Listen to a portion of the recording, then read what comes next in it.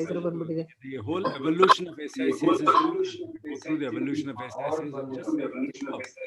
The way it started, the way it has reached today, marvelous. I think somebody is on laptop as well as mobile. I think there Yashoda.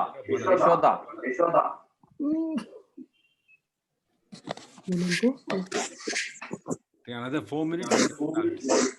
Dr. Dev. Hello. Yes, sir.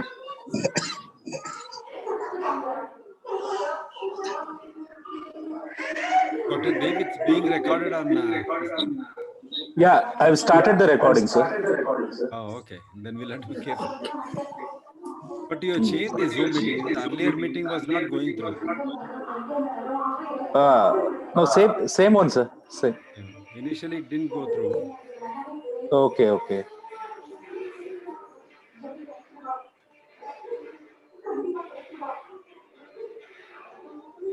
But you're not given the YouTube link. No, not yet, sir. I have to figure out how to link it to the YouTube. You should have done it before. Yeah. But now I don't know whether you can do it. Yeah, I'll just a minute. Hi, Preeti. Hello, sir. How are you? Very fine, sir. Your video was very good, sir. I saw your video today. Very All nice. good. Thank you. We'll discuss next week, as sir said.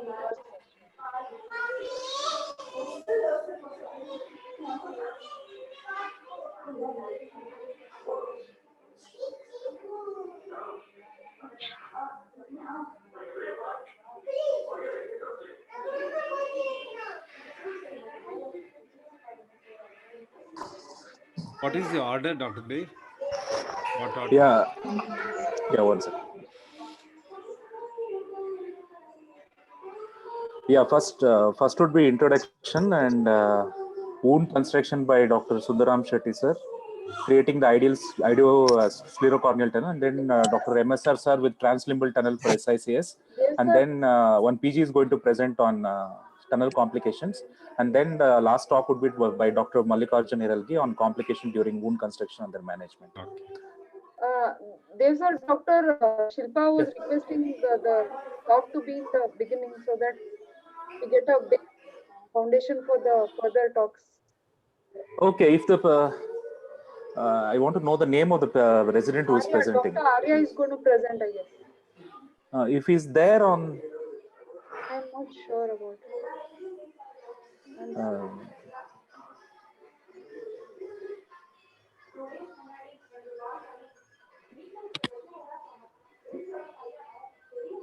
What was the highest attendance earlier? Today it looks 30 something. I think 30 was the maximum. 31. Sure, some more will join.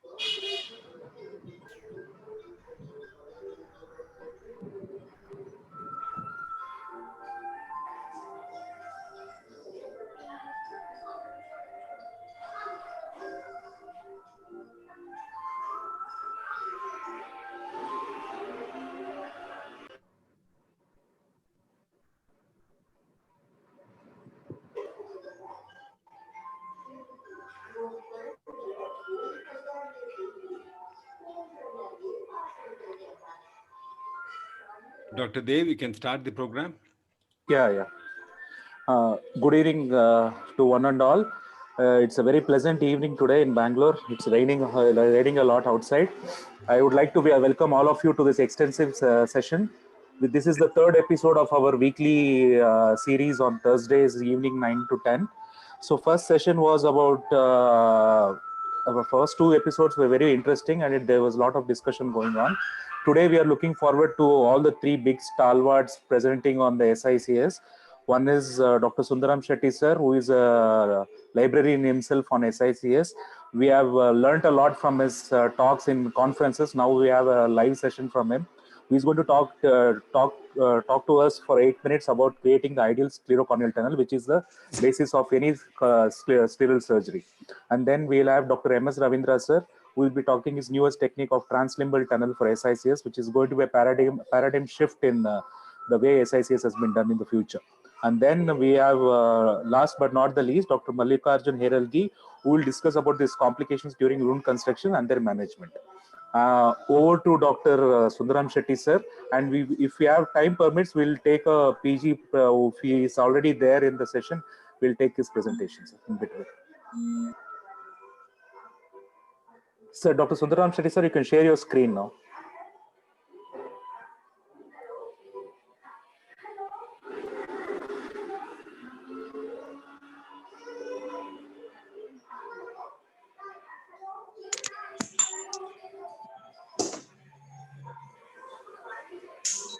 Says host is disabled participant screen sharing.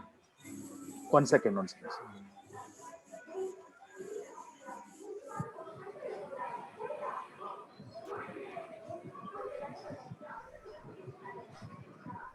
Dr. Sundar, your voice volume is less. Maybe you'll have to increase it. I opened it.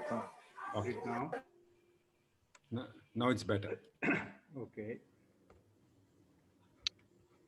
I think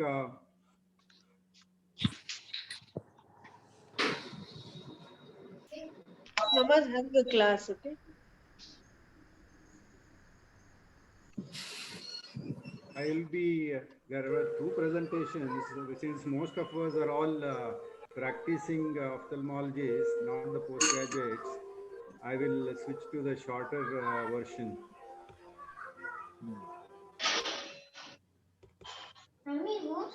Dr. Sundaram, your voice is still feeble.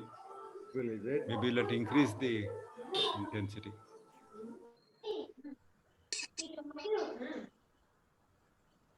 When I was in college, he taught me. Is it better? Is it better? Is my voice better? Yeah, it's better, Yes, sir. sir. Yes, sir. Okay. It's better, sir.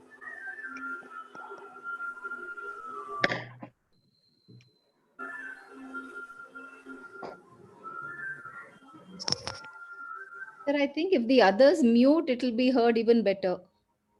Yeah.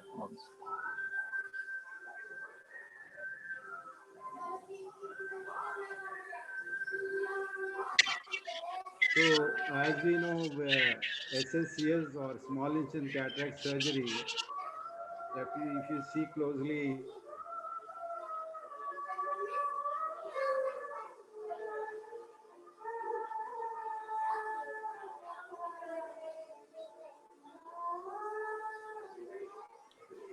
Dr. Sundaram, you're muted. You'll have to unmute.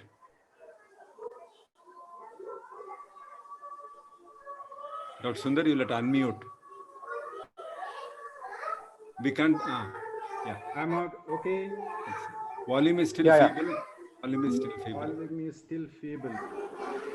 What do I do? On the system, in the microphone, you'll have to increase the volume. In the system, or keep the microphone close to your face. Okay. Okay. Is it better? We can hear you. Yeah. Okay. Okay.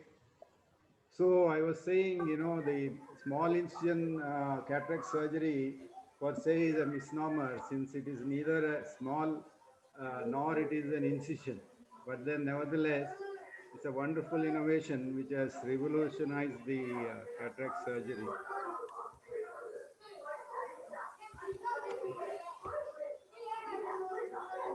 So a lot of disturbances. I request everybody to kindly mute yourselves. So what is expected of a tunnel? As we know, everything starts with and ends with the tunnel. In a sense, what it leaves behind. in the form of surgically induced astigmatism will finally decide how well you have done your surgery. Because as you know, there was a time when we used to do these surgeries on mature cataracts, near mature cataracts, wherein, vision will always be better after the surgery. But when it comes down to post-subcapsular or 6/9 vision, six partial vision cases, also we have to operate. Then the surgically induced astigmatism becomes a very, very important factor which will decide the post-operative uncorrected visual acuity. And as you know, the SSCS surgeons are under pressure uh, uh, caused by the phacosurgeons. So one of the things that pressurizes the SSCS surgeon is the anesthesia that they use. So we have to, walk along or step with the phacosurgeons in anesthesia. In a sense, we have to learn to use topical anesthesia and do SSCS, or at least with no sharp needle anesthesia.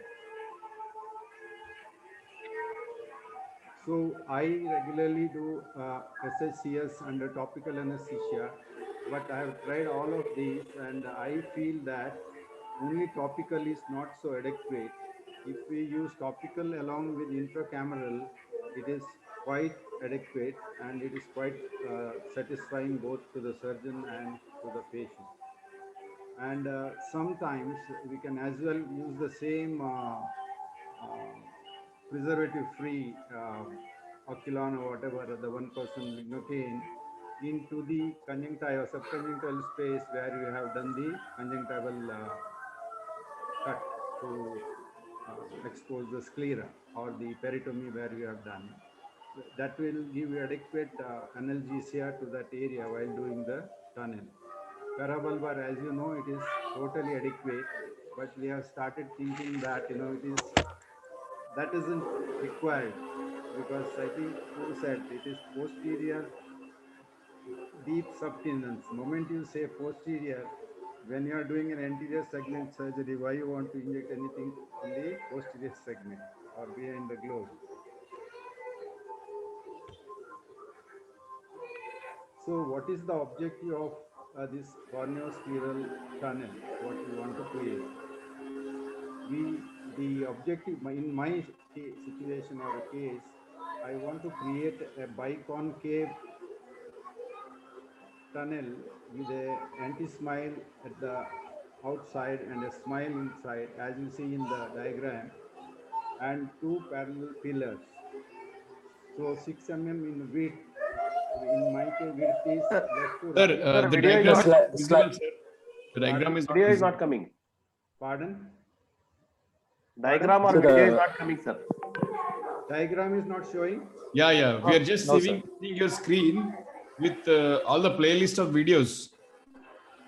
Oh, it's not moving, sir. I think you stop share, select the presentation again, go back and then share again. nobody mentioned that. And also your audio is also not so clear, sir. I'm trying, Deepak. I don't know what else to do.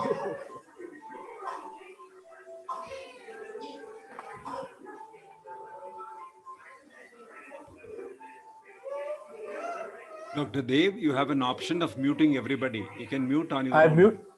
Is Yeah, it I've showing muted now? it. But Deepak? some noise is being heard.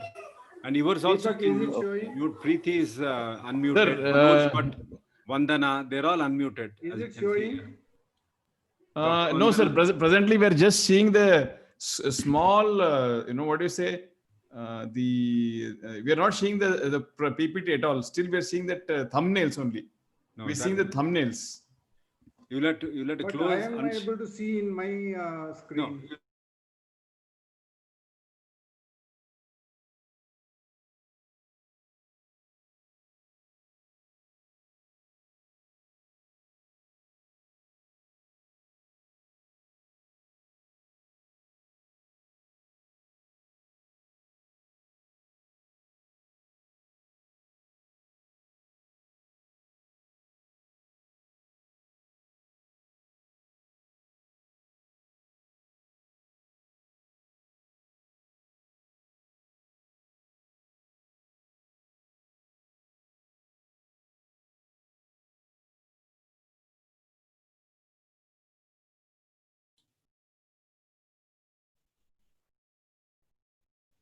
Dr. Sundar, you'll have to unmute to talk. Unmute.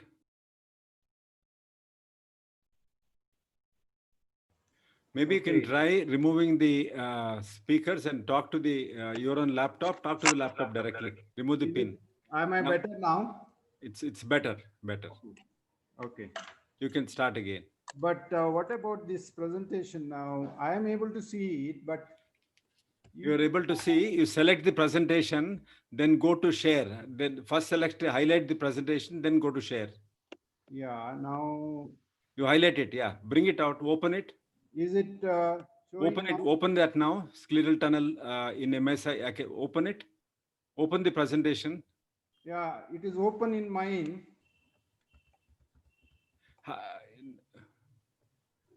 Now you select the screen. Select the screen. For me, it is the whole screen is showing the presentation. Then you'll have to close. Minimize it. Minimize it. Minimize it.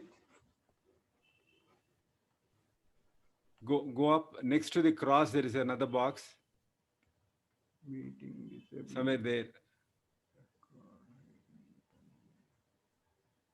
Anything that helps me to find No, out. Now you shared it. Actually, unshare it. Unshare I did. You do it again. Share.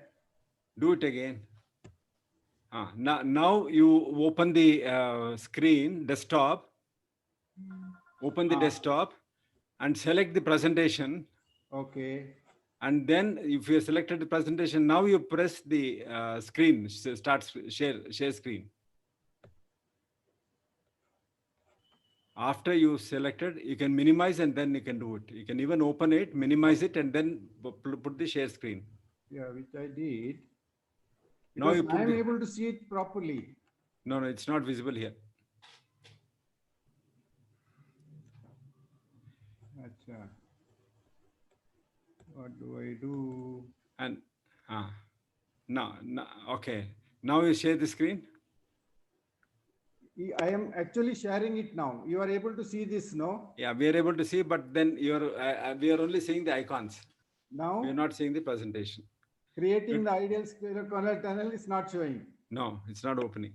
But I Or am it- able to see it well. No, but then that is is not not meant shared. for Your external. desktop is shared, doctor, but the presentation is not shared. Oh, Okay, what we will do is, I think we can have the postgraduate present it. And then in the meantime, one of us will talk to Dr. Sundaram Shetty and set it up. yeah. Or I will work on this meantime, but Yes. I wouldn't know. No, one of us will talk to you on telephone. Okay. Okay. Okay. Then can the PG from MM Joshi present now? If she or he is ready?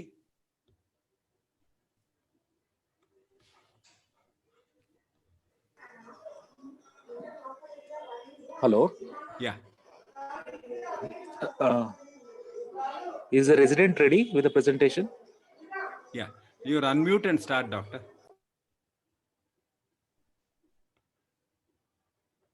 Unmute, please. You're muted.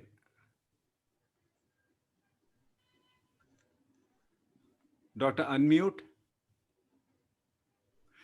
I think you'll have to, Dr. Dev, you'll have to release unmute. You'll have to unmute for her. Dr. Dev, you'll have to release that. You can make me the co-host. I'll try to help you from here. Make me the co-host.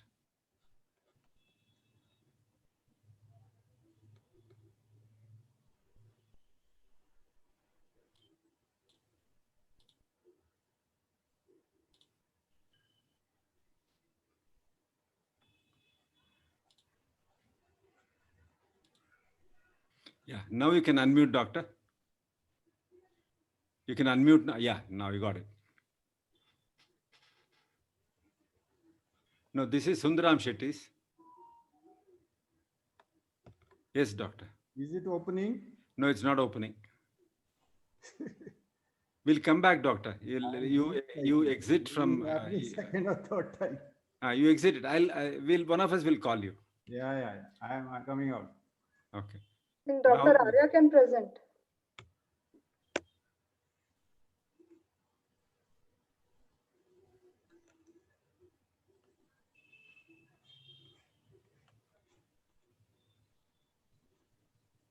wound construction in SICs. Okay. Dr. Arya.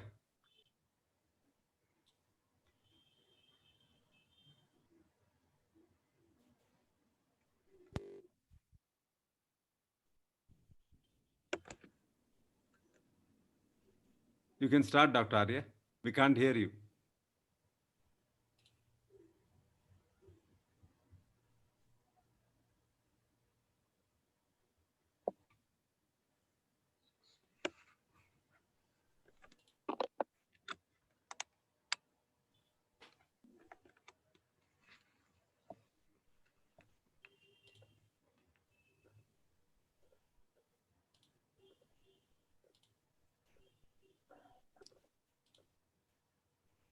Dr. Arya, can you exited? We can't hear you. Your voice is not being heard. We can't hear you. Okay, can I present mine in the meantime? Yes, sir, I think. Till you I see get that ready? will be better. Fine.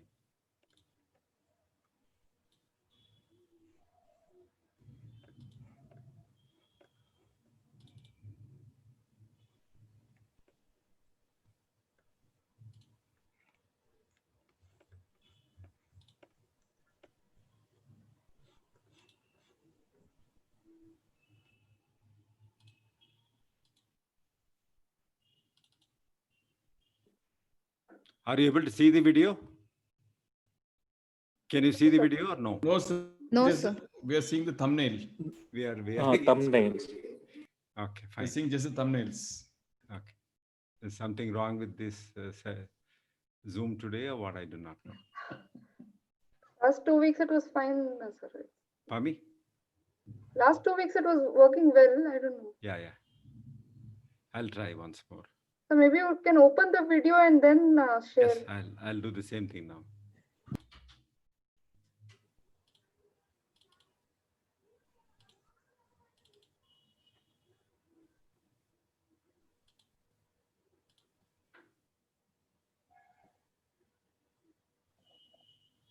Deepak sir should not have paid the money for that. Has happened after that, like that. You know, yeah, last time we had paid with our own. Oh, last time also it was paid. yeah, out. it was already done that. No?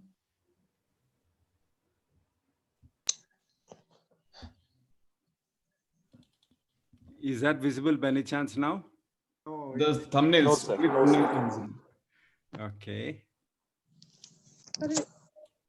Probably in the settings or something, we need to adjust, I think, settings.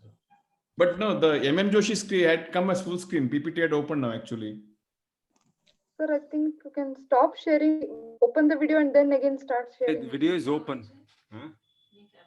Oh, Same problem for two speaker means something to do with Zoom only. yeah. Open. Meanwhile, can I start?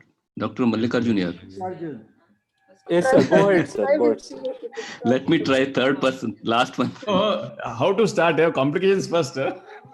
Yeah, first complication, then you make it normal. No, in the meanwhile, the MM Joshi team, have they sorted their audio out now? The MM Joshi team, have they sorted the audio out? Can we hear Dr. Arya? Share. Is that coming? Yes, sir. Yes, Yeah, sir. yours Now is it's ready fine. now. Fine. Okay. Ms. Ravindra's ready. Yeah. Okay. Is it visible now? Yeah, yes, sir. Yes, sir. Is Perfect. Yes, sir. it playing? Yes, sir. Go ahead, sir. Playing. Fine. Okay. Historically, I'll say a few words. If that is a surgery that we are going to do, we used to put a superrectus suture. This is the right eye. I'm sitting temporally. You can see the upper lid. You can see the lower lid speculum here. If it is clear, I'll continue. That is the eye. Normally, we take a superrectus suture here and pull the eye down. That's historically. And conjunctival incision, are you able to see the arrow? Yes, Yeah. sir. Fine. Yes, sir. Yes, Incision, sir. we used to take, typically in the upper part, we used to make a huge cut like this and reflect the tenons, and we used to make a tunnel here. So what I thought was unnecessarily we are penalizing the conjunctiva on either side. tenons on either side. The first approach to me in sclerocorneal tunnel was make the conjunctiva tenons is as big or even smaller than, because conjunctiva is stretchable. It can be smaller than the tunnel size that you're planning. There's no need to go beyond that. That's the first tissue saving effort that you can do in a sclerocorneal tunnel. Number one. Number two is, how do we standardize? What are the aims of this surgery? Number one aim is minimize damage to endothelium. That is the aim that we'll have to keep it in the mind. Everything else is relative. Minimize damage to endothelial cells. The second is have a control on the surgeon's induced astigmatism. These are the two main things, and make it as little painful to the patient as possible by varying the injections that you give. And number fourth is, at some point of time, you will have to completely stop sharp needles being used for cataract surgery, because sharp needles have a large amount of morbidity and mortality. Many times I've seen optic atrophy. After that, I've seen retinal perforations, scleral perforations. I've seen ischemia of the optic nerve, blindness, and the ptosis, all are related to injections we give. So your aim should be very stepwise, completely stop that. There are many ways we discussed last time. Today, I'll limit myself to the tunnel. So one of the things that is best in SICS is shifting completely to the temporal side, starting from, say, about 7 o'clock up to 10 o'clock, depending upon the steepest meridian. You have to have your SIA or your ARK readings to find out which is the steepest meridian. Just like you are doing a toric lens implantation, I don't have a clock here, so kindly let me know 1 minute before I have to stop. I can stop at any point of time. So you'll have to understand where is the steepest meridian. Steepest meridian where is, like if there is a 43 and a 45, 45 is steeper if you're looking at the K readings. And wherever 45 is there, that is the thing. Always it starts at 0 here, goes up to 90, goes at 180, again 0 on that side, and it comes to 180. 170 means that is 170, not this. Okay, 170, this probably, if that is the lateral canthus, this is probably about 170 degrees. So his steep axis must be at 170. So I'm trying to enter at 170. If his steep axis is 135, I'll probably enter there. If his steep axis is 45, probably I'll enter there. So you have a control choice, just like in any other surgery, you're fused to one meridian, but here you have a control to migrate from that point, this point. Many times I do it in inferior temporal quadrant, I enter there.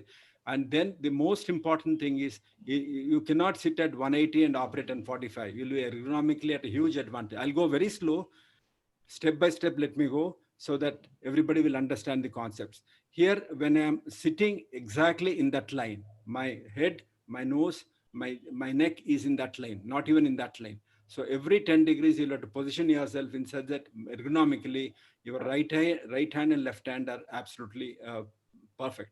So, and you'll have to sit straight, and you'll have to be sitting, looking forward, not bending down. Your neck should be straight. So ergonomically, you're very comfortable. And you adjust the microscope, chair height, table height, and the tiltable heads of it, depending upon what you want. You have to sit straight, because we operate for long hours, 8 hours, 6 hours in the camps, in the surgery, and the comfort level has to be absolutely perfect. And now I'll go back to Sundaram Shetty's. What we used to do is, we used to reduce the size of the tunnel, and see, like when you do a conjunctiva tenons reflection posteriorly, you are never sure conjunctiva tenons comes back and sits there. Am I right? So the first change I made is reduce the size of corneal scleral loop. Second change I made, instead of cutting here, there is a set of limbal cells here. Okay, if you follow these patients very long time, most of the patients, why they are uncomfortable is because that area is not covered by conjunctiva tenons. So there are various ways of doing it.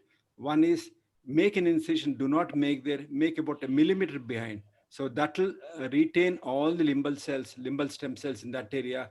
So the corneal dryness, changes dryness, epithelial, migration from the limbal cells will be avoided. So instead of doing this, do it here. I'll cover a little bit of sclerocorneal tunnel. And when you're cutting it, lift it up and cut the conjunctiva tenons together. You cut the conjunctiva tenons together. Don't try to separate. There is another thought where they would like to separate it and adhere it together, but I would prefer to in the first nick itself, go up to the sclera and then gradually cut it along, leave the limbal cells there itself. So this way you'll have very good postoperative follow. And the width of it should be just about 6 millimeter or 7 millimeter or 5 millimeter, depending upon the sclerocorneal cell.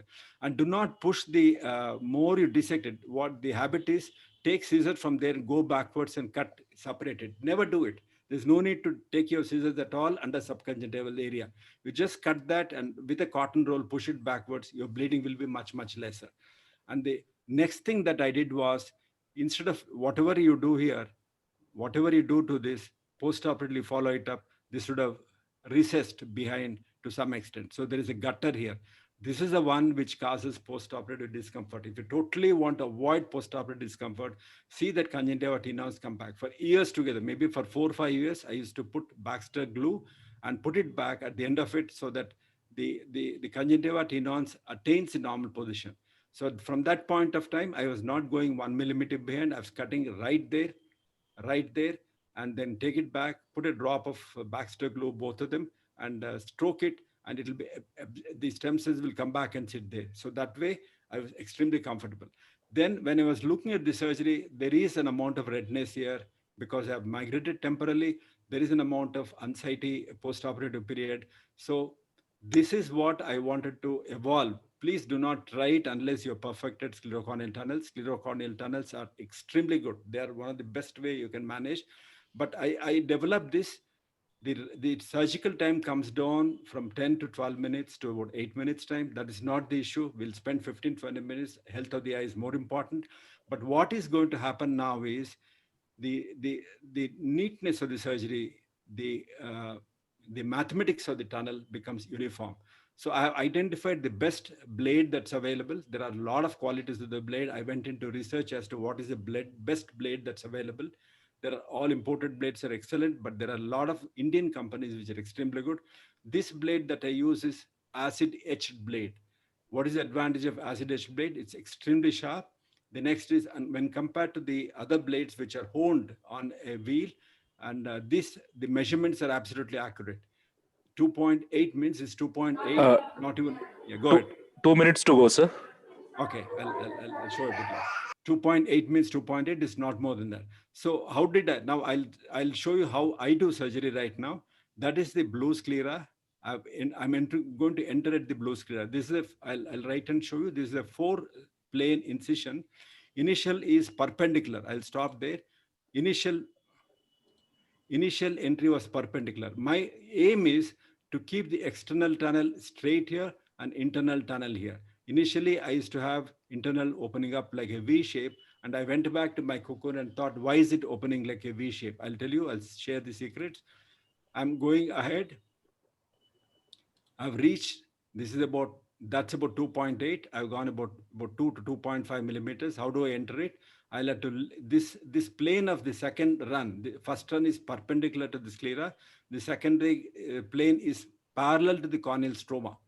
See, then I'll have a retroillumination coming from behind. So if I have a retroillumination, in case I'm going deeper, I'll have folds of the descemetes or predescemetes membrane. If I see the folds, then I'll take the foot of the blade a little more down. I'll take the tip up so that I avoid premature entry. That's only possible if you have a retroillumination visible. Now dip down. With the tip I entered. Again, I corrected myself. This is what is my learning. And this is again now the push beyond that, where I'm going to enlarge it is parallel to the corneal dome. I'm going up now. So to repeat the whole thing, now that's it. I've done a rhexis. I've finished rhexis. Now enlarging with again a 5 or 5.1 or 5.2. These are available in different sizes. This is about 5.2. I'm enlarging it. Again, the direction of enlargement is not parallel to iris. It is parallel to the corneal stroma. This way you'll prevent it from enlarging. What you see beautifully is there is 1 millimeter of conjunctival rim. It has entered in the sclera, transgressed the limbus, and up to that, and then the cornea, and then enter it. So this is fine. Now you have a beautiful, so this I'm going to very slow. Okay, now I'll show the next video. You can see it vertically down at that point. And how do I select the point? This is always in the sclera. It's never in this. Why can't I start here? If I start here, these vessels will start bleeding, number one. Number two is the conjunctiva is torn from there, it's separated from the sclera, and the fluid that comes, though it's a very small amount of fluid, that the conjunctiva becomes boggy. So if you enter at the anteriormost part of the sclera, beyond the blue sclera, then it will be very good. So now I'm entered there, going up the sclera, this uphill now. So you can see the folds there. The moment folds come, I'm watching this. The moment fold come, I'm watching them enter the cornea and then stop there, again go up. So that way you'll have a beautiful tunnel. Now I've done the rhexis with a small, there's no side port in my tunnel. This is the smallest incision through which I can, if you can add up all the side port, that port, there's nothing smaller than this. This is astigmatically absolutely stable. I'll show one more, maybe I'll take one more minute beyond that. See, vertically down, up in the mid stroma, down, enter chamber, going up. So beauty is perfect anterior and posterior ends. And after that, I do rhexis in my tunnel floor entry technique. That's a beautiful technique again. And watch it again, another video. Go down, go up, go down, go up. So that's a secret. So this is a slow motion. You can watch this video. The same video which I showed before. See, I'm selecting this site, go down, enter the sclera, and in the mid stroma, you go anteriorly. I'm doing it at 20% or 10% speed. And this is the one which controls the, always hold only, eye is never touched anywhere except that area and this area, never touched anywhere. So you can see some folds there. I do a corrective step of lifting it, watch it. And the next thing you should watch is simultaneously how much it is. This should not go like that. If it goes like that into the cornea, that's a weak tunnel. And then you will have a surprise astigmatism. As long as both the blades are going in that line, a straight line, you will have astigmatism, which is unpredictable. So now I'm entering it. And again, I'm watching this. Blade should be absolutely perpendicular, parallel to the cornea. Otherwise, one will go in front and one will go behind. That's slow motion again. Now I'll do the rhexis, then slow motion enlargement. Yeah, the one thing you'll have to modify is your surgical skills has to be marvelous. You'll have to master the nucleus management. Never try hard nuclei through this till you really master it. Now again, this is single plane. I've entered into the groove that I've made. Conjunctiva, you can see. Apply little pressure on the limbus, little pressure, and take it uphill, and it'll enlarge it on either side by about 1 millimeter or so till you reach the shoulder of the blade. So I'm going uphill. You can watch that. I'm going uphill. And it's straight cuts on both sides. If you have lifted this edge above that edge, you will not get a straight edge. So you'll have to keep all your orientation on the tunnel making, and that will make a beautiful tunnel. So I'll be able to discuss it more in the discussions. Thank you. That's a spectacular display of surgical skills. It's very magical and can't stop. We can go on watching it for minutes together. So I would like to request Dr. Sheetal Ballal, Dr. Nagaraju, Dr. Vishwanath Reddy, and Dr. Pradeep Reddy, who are the discussants for this topic. You can have a discussion on this. Yeah, good evening to everyone. And thank you, sir. That was an excellent presentation as always. And we have still a lot to learn from you, sir. So I just wanted to know, sir, previously you were making the traditional sclerocorneal tunnel. And what we have been reading and what we know is the further you are from the visual axis, the less astigmatism is induced.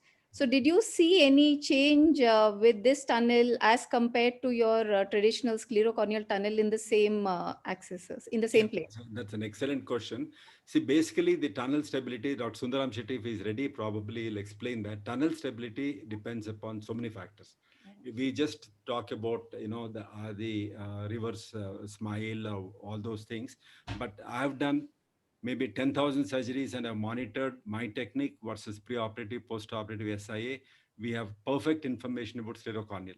This is what the same thing, Sheetal, that it went through my mind also. So I chose cases where there is already an existing astigmatism. I presumed that, see, in a sclerocorneal tunnel, astigmatism change can be 0. You give me any case, I'll do it, and I'll see that none of the meridians change. It's a possibility. We'll explain that on some other session. But here, I may able to reach that, or I may cut short. So initially, I did it only on his steep axis, mark the steep axis, just like we do mark the toric IOLs. Do it on steep. For my surprise, the maximum SIA, if I involve sclera, limbus, and cornea, and if it's a beautiful rectangle, I've not enlarged on either side. Number 2 is how much of sclera we stretch. Normally we create a 5 millimeter, then when you take out the whole nucleus, there is a sharp component of blades, there's a blunt component of expansion. This happens in phacoincisions also. We make a 2.8 tunnel, but if you take the radius of the probe, it is 2 pi r. Okay, it's, if, for example, 2.8 millimeter probe, if you're putting inside, that's an old time I calculated. Your tunnel size is no more 2.8 because you want to stretch it. You want to, little bit of heating is there, that actually becomes 4.4. It's no more 2.8. You put drawing and then I can prove on it. It's 4.4. Then you made it 2.8 with a sharp instrument. You made 4.4 with the stretching it. That is fish mouthing, that will start leaking. But these tunnels, where you're not stretching the tunnels, never leak. There's no need for hydration, no need for stromal hydration. And your geometry is so good. My point is, if you are making a tunnel, if the lateral edges are not flared like this, or parallel to it, you're not going to induce any astigmatism. Like if I have a shirt here, it's stitched on both the sides. Any amount of pull, you pull it any amount. I mean, it's not going to differ because sides are straight. Okay, so that's the concept. When the edges are straight here, when edges are flared, it can sag. So with that, I analyzed every case. I used to go back and see what is the SIA produced. It was absolutely under control. As I said, if the incision migrates anteriorly to the limbus and cornea, I will have 1 diopter SIA. But if I am on sclera, it's just about 0.5 millimeter sclera. I'm going straight, and the anterior and posterior ends are absolutely parallel to each other and straight. You can achieve 0 astigmatism. It's in your control. I do a lot of multifocals, a lot of torics. Their SI is 0 with this tunnel. Hope I've clarified your points. Yes. Sir, any challenges when you started anything? Endothelium. Endothelium is the first thing that gets damaged, ruined for any experiments. Whenever I change from one technique to the other technique, the first thing that suffers sadly is endothelium. We have a habit of checking every case, even if it is a charity case, we have pre-op endothelial count, post-op endothelial count. We check endothelium. When I shifted over, every week we are doing the speculars.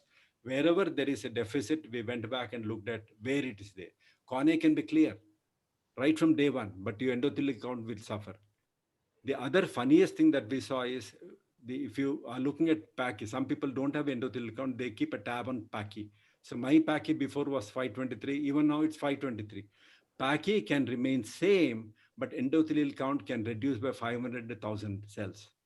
This is some information which I'm going to share you.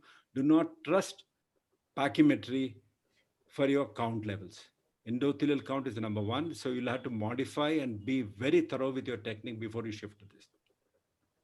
I never take hard nucleus. Now I'll do any nucleus I can manage with it. There are so many accessories available right now, but initially take only soft lenses and see that you maximally respect endothelium. Otherwise, there are no challenges. I'm learning curve, how to prevent cutbacks, like cutbacks, or the entry should not go to anteriorly, exit should not come back. If you keep it straight, I gave all the tips to you, and theoretically work on. I can show you some drawings also. Last time I showed, made some drawings as to why it comes back. You'll have to sit and think why it comes back. Then you will have an answer. It's a very artistic surgery. You really enjoy doing it. Everything is done by your fingertips. Thank you. So what is the safety factor? Vishwanath, in your hands, it will be perfect. You are such a master in cataract surgery. understand the physics. That's what I would like to say. In your hands, it'll be very good, but limit yourself to very soft. Grade 1, grade 2, not even grade 3, limit to them. And you have to remove you have to break the nucleus before you remove it. Entire nucleus, if it comes out, you're going to rub the endothelium. I have not done it. In mature cataracts, I've extended to 6 or 6.5. I ended about 0.7 for astigmatism. That's the highest we have got. But if my tunnel is bad, you can have 1.5.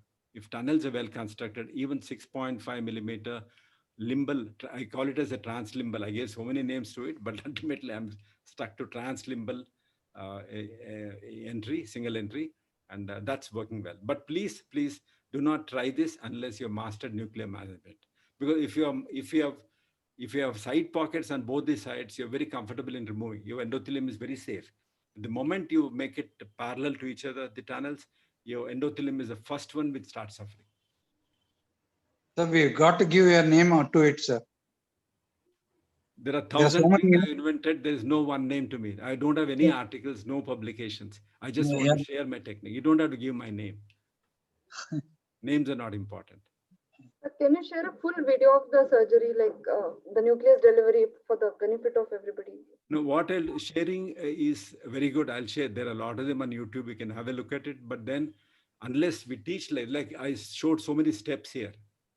Okay, but if you see it like that on a video, you learn very little. The learning process is what we are doing. This is the best way to learn. Webinars are useless. See, I show my best technique over the next 4 minutes and I go away. People try it and they stop doing it. The best is take one video and spend half an hour on it. And even better is like how I learned. Even now, I got an excellent video recording facility. I bring my video. So during surgery, you'll miss a lot of things. You come back and put it on your video, sit down and work for 1 hour. Now COVID time, so much of time is there. Watch your video and critically analyze. And the second thing is you record the surgery and name it and put it back. Next day, see the post-operative, document the cornea where all it's hurt. There will be areas where it is hurt, and come back and see the video as to where did you damage your endothelium? How did you damage it? This continuous feedback is the most important for a learner. And who are learners? I'm a learner. Everybody is a learner. There's no master. There's no master. Dr. Sundar. Yeah, it's a wonderful technique. So 2 or 3 points I want to make. One is almost all of the tunnel is in the cornea. So when you are trying to deliver the nucleus, if you are using a Vectis, the nucleus definitely tends to come towards the endothelium. So you have to be careful, and you are expanding the tunnel from 2.8 to what is 5.1, is it? Or 5.2. At this time, what I'm using is 5.2. That's a blade I have. So we are passing a blade which is flat and on both sides simultaneously in a spherical structure. So there is a tendency for the tunnel to become shallow, or rather thinner roof as you are extending. One has to be extremely careful in expanding the tunnel to 5.2, and you may land up only a conjunctiva there and no sclera at the entrance. No, I think the points are absolutely well taken, Dr. Sundar. This is the learning curve. I've been doing surgeries for decades now. It took 6 months for me to perfect this. I don't say perfect, to learn to come to this level. 6 months. Yeah.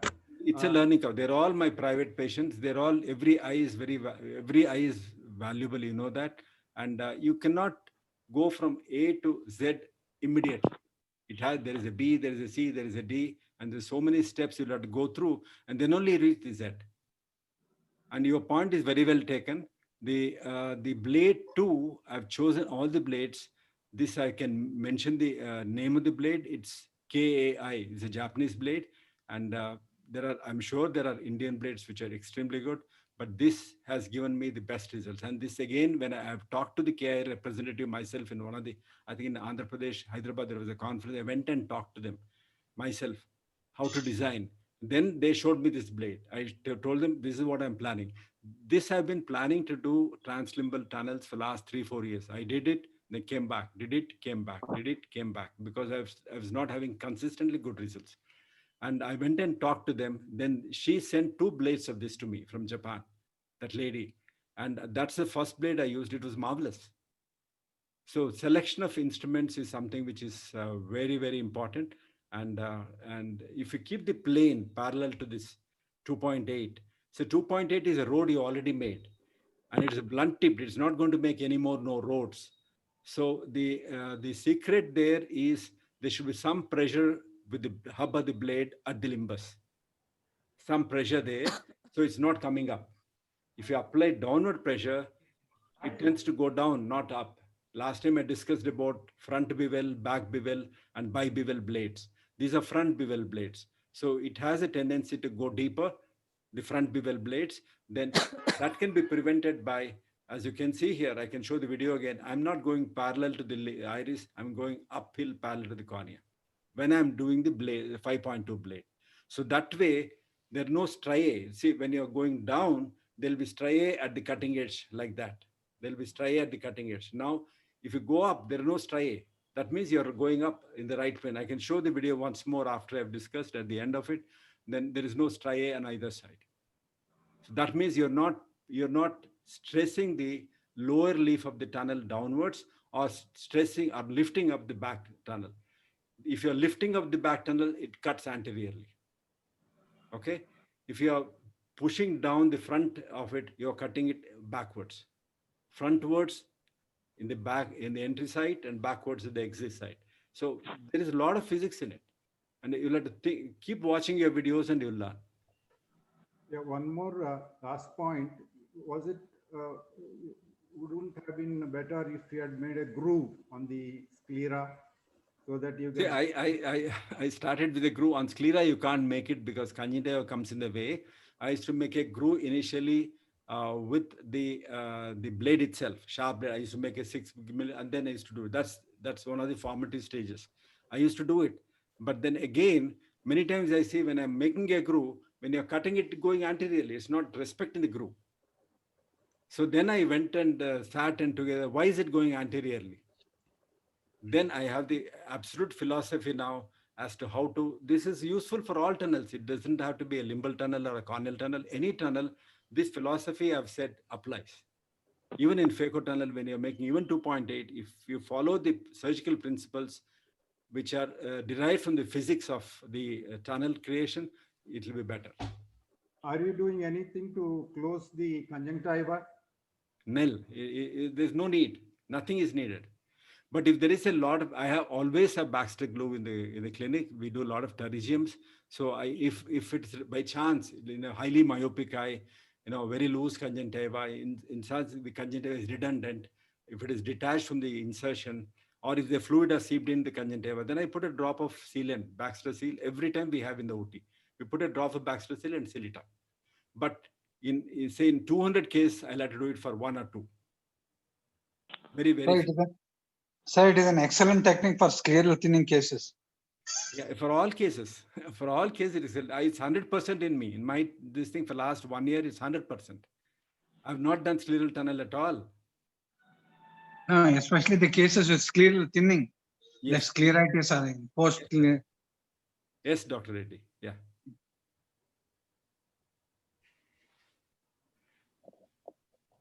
Doctor, if there are no other questions, can we go to Dr. Shetty's presentation or Dr. Arias?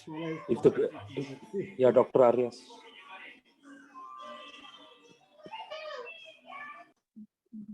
Who is going now?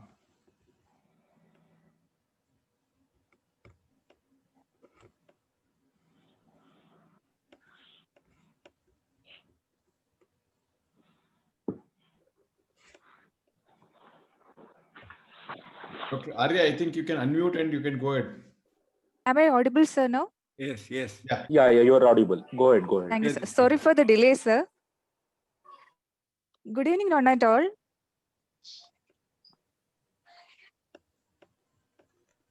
Yeah. First of all, thanking everyone for this wonderful opportunity to give me to present in such a nice platform. I'm a little opportunistic resident. I mean, optimistic resident that I wish all my days has to be sunny and all my tunnels has to be perfect as shown in this video. Have you shared the screen? Yes, sir. No, it's not visible. You're not shared the screen still, right?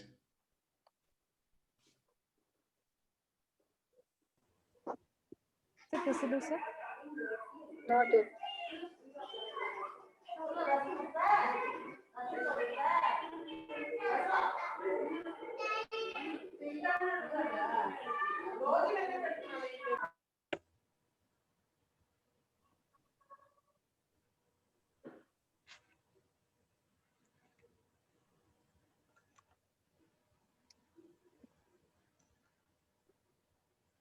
Is it visible, sir? It is started actually. Yes, sir. We are not. Your screen is not visible. Okay. Now it is. Yes, sir. This is what I expect in each and every surgeries of mine, like a perfect tunnel. Make it full screen. Yes.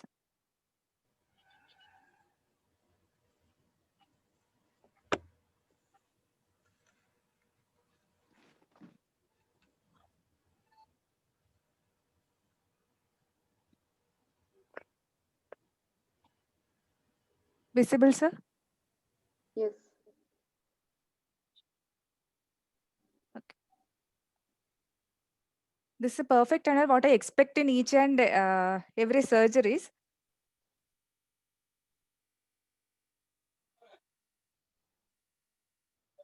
This one, but as a beginner, I know mistakes are bound to happen.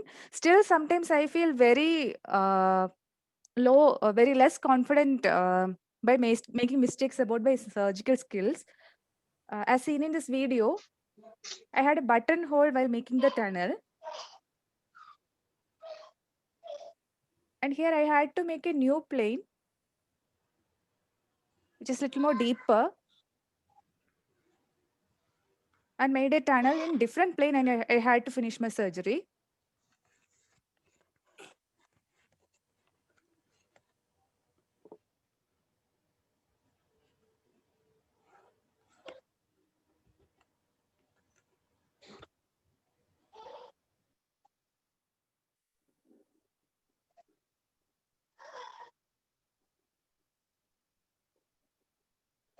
Now, in the second case of mine, what happened? I made a stab incision, premature entry, and then the iris started coming out. So I had to close the wound, suture the wound, and I started making a different plane.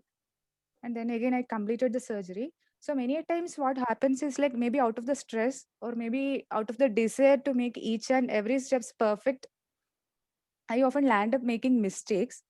But today I'm so happy that I got such an expert panel of speakers so that I can share my mistakes with and I can acquire tips and tricks so that I can improve my surgery skills further. Thank you so much.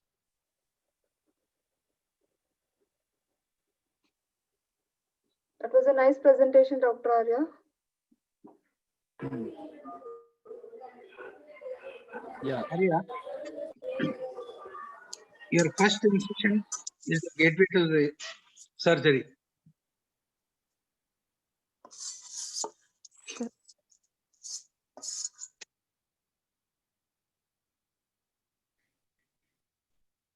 So can we go ahead with Dr. Mallikarjun sir's presentation so that he can discuss all these complications in it? I think if Dr. Sundar Ashwati sir can open his presentation, let him try once. Sure, sir.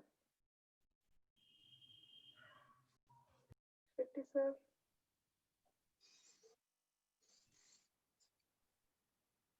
Shetty sir, are you on?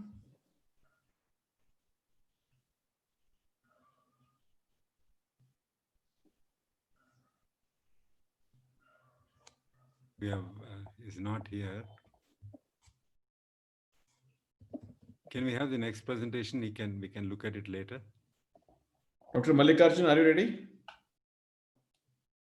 Yeah, I'm ready. Yeah. Please. Can you make me the presenter, or should I? You can share it. You can share your screen.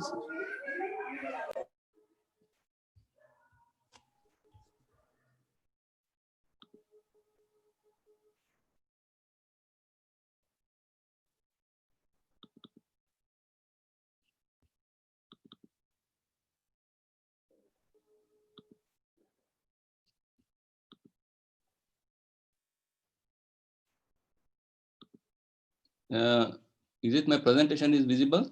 Yes, yes, it's visible very well. Go Yeah, ahead. thank you. See, I muted my video because it will take a lot. My internet is a little bit unstable, because if you start a video, then it will become more unstable, then my audio also will not be here.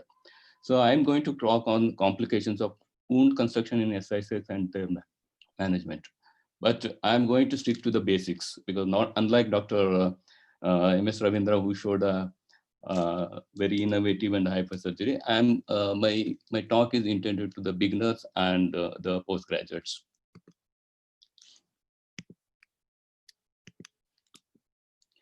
See, basically, before you start the SICS, we should understand what is the tunnel. See, tunnel is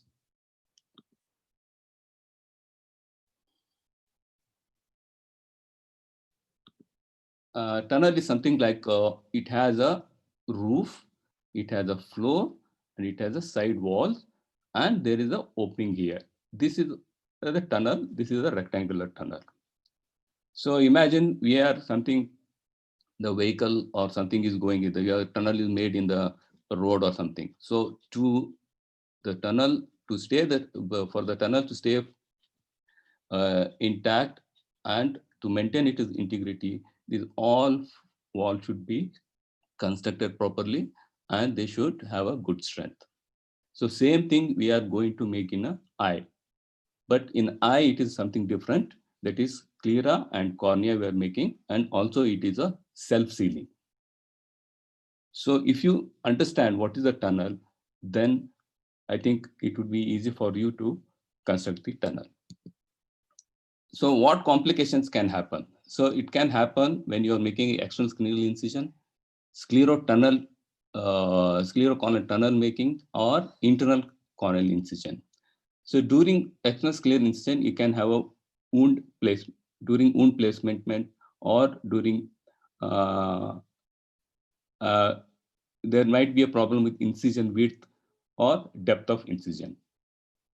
In sclerocorneal tunnel, there can be buttonhole, premature entry, torn edges, or long tunnel. And in internal corneal incision making, there can be DMD, premature entry, or irregular incision. We'll go one by one first. When you make a tunnel, ideally it should be what I do. I usually do a rectangular tunnel, 1 mm in the sclera and 1 mm in the cornea. That is what I usually do, and that would suffice. If you make it correctly, all the walls are intact, and that would be that. Sometimes what happens, it can be anterior placed incision. So you go more towards the cornea, or you put an incision more posteriorly to the limbus. So if you place the incision more anteriorly, really it is advantageous, but it has a easy maneuverability. You can do all the things easily, but disadvantages are the sealing effect will not be good. It will be poor, and all the time there will be leak, and whatever you push inside, like viscoelastic instruments, and that makes the AC to collapse. And also you might have a iris prolapse, or it may lead to, if the wound is not sutured properly, you might have endophthalmitis, or you may induce surgical induced astigmatism. Now, how to manage the anterior placed incision? See, if you by mistake, if you make an anterior placed incision, you make a corneal tunnel a little bit longer. So instead of sclerocorneal, it will become corneoscleral, in the sense corneal entry is more and scleral tunnel is less. so that still there will be some integrity of the tunnel. And always you should remember, you should suture the tunnel. The basic aspect of tunnel, suturing, I would like to tell. See, always you should take a colibri. When you are suturing, you should see the torn edges here. You carry this lip here with the colibri or a Hodgkins and lift it and put your needle. So it should be deep enough. It should not be superficial. So when you lift it, then only you can see how deep your needle is going. So same way, when you're taking the bite here, and same time you have to lift that also and see where the bite you are putting. So you have to put it deep enough so that the tunnel will close nicely.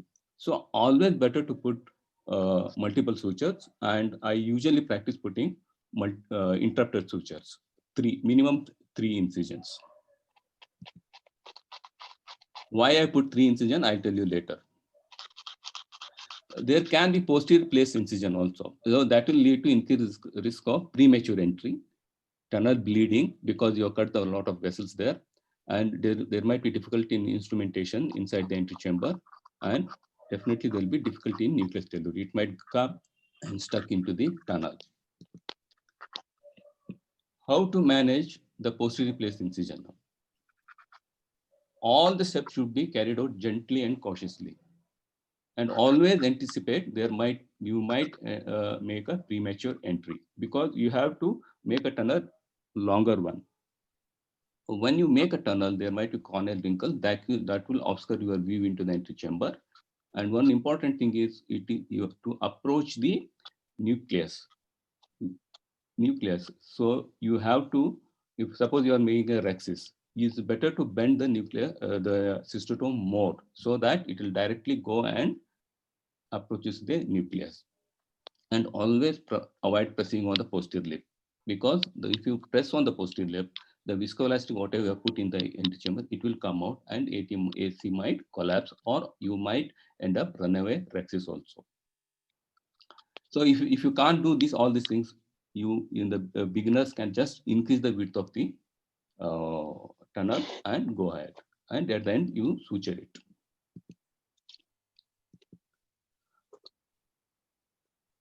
The incision width, that is distance between the ends of the incision. It can be short width or it can become a long width. So if 2 minutes more, sir. If you make a short width, it will be, you will have difficulty in nucleus delivery, endothelial damage might be there, superior dialysis may be there. So how to manage the short width? See, if you already made a tunnel, you have to extend the tunnel. See, always remember, you have to enlarge the tunnel, whole tunnel, not only the interlips. What you tend to enlarge in interlips only. What happens? Only the interlips will open up, and there might be torn edges of the lips in the corneal side. So when you try to form the entry chamber, that time there may be shagging of the anterior and posterior lips. So if you make a long width, there can be increased astigmatism, wound link due to poor approximation. So how to manage wound? How to manage a long width incision? Wound should be sutured as there are chance of wound leak. Suture may be single or multiple or box, shape according to the length of the incision. Knot should be buried. And don't put a single suture. Actually, I told a single there. But actually, I don't like to put a single suture. If you put a single suture like here and tight one, there might be fish mouthing by the side. So the pressure should be distributed equally or throughout the width of the tunnel. So better to put interrupted in a minimum 3 or 4. So you might have if there is no optimal depth, the depth of the incision should be minimum 50% of the sclera. If you go more than 50% also, it is better, but not through and through. So during making the depth, you can have a superficial incision or deep incision or irregular incision. Superficial incision is common in beginners, usually because of blunt instrument, and also when the eye is hypertonus. When you give a block and give a lot of massage, the eye becomes hypertonus, you might have a superficial incision. A deep incision, you can have a through and through cataract, scleral disinsertion or premature entry.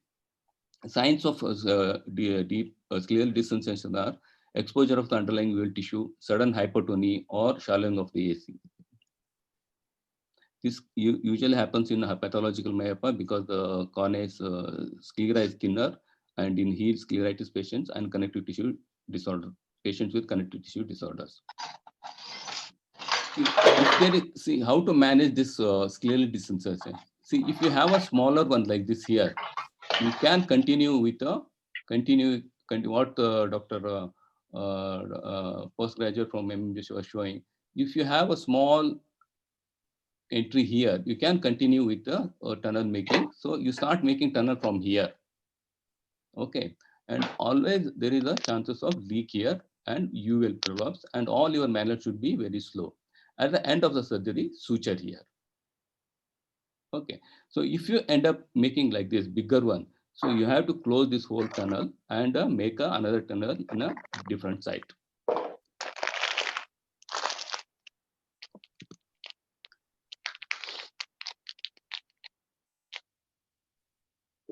There can be irregular incisions also. This is due to improper dissection of the tenons. These tenons you have to dissect it properly, because when you place a blade on the tenon, it might just slips off. So you might you not be doing the whatever intended incision there. Sometimes the instrument may be blunt there also, you can have a irregular incisions. Management is suture the tunnel. While doing sclerocorneal tunnel, the most common complication is buttonhole because of superficial incision of the incorrect blade direction, because you have to move the blade in the direction counter of the globe. So if you don't understand the contour and you move it just horizontally, you might end up with the buttonhole. See, if you have a small buttonhole like this and you have made a tunnel already here, so what you can do, you can start dissecting from here deeper to it and complete the tunnel. Okay, like that. So if you have made a tunnel here, you can start from here. Again, you stop here and start making tunnel from here, and you can complete the tunnel. So if the buttonhole is big enough, then you have to, if it is possible, you can make a deeper tunnel here. And one more common complications for beginners is premature entry. When you during surgery, how you know that there is a premature entry? The crescent directly enter into the AC. There will be sudden shallowing of the AC. So you will feel some resistance there. So your maneuver will not be easy. So how to manage this premature entry? Premature entry can happen at different level. It can happen at the beginning of the tunnel making only. So that time, what you can, if it's a smaller one at the beginning, you can go ahead and make a tunnel from sides. So if it's a premature entry at the beginning and it is big enough, then you have to suture the whole tunnel and do another tunnel at different site. And most commonly, the premature entry happens here at the limbus. Because here the counter of the eye changes. So according to the globe counter, you have to maneuver the crescent blade. So if you don't understand, you go straightly here and you might have a premature entry here. If you have premature entry here, still you can go ahead. Just I'll take 1 minute. You can go ahead and complete the surgery. And if you have premature entry here, you have still there is a corneal lip here. You can go ahead and continue. But at the end of the surgery, you have to suture it. So best way to suture is the crisscross suture, and how to put it crisscross. See, you take a bite here, go inside, come out here, and go across and take a bite here, come out and suture here. So this will ensure the good integrity of the tunnel. So if you don't suture this, if you have a leaky wound, there might be chances of infection in at the early post-operative period, or there might be slow passage of aqueous from the premature entry, and you may end up with a pseudo bleb.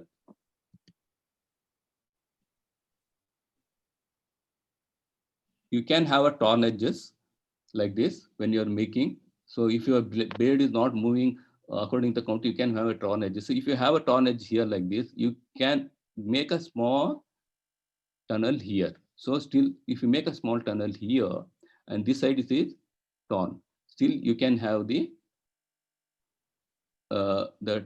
some integrity of the tunnel, and you can continue your surgery.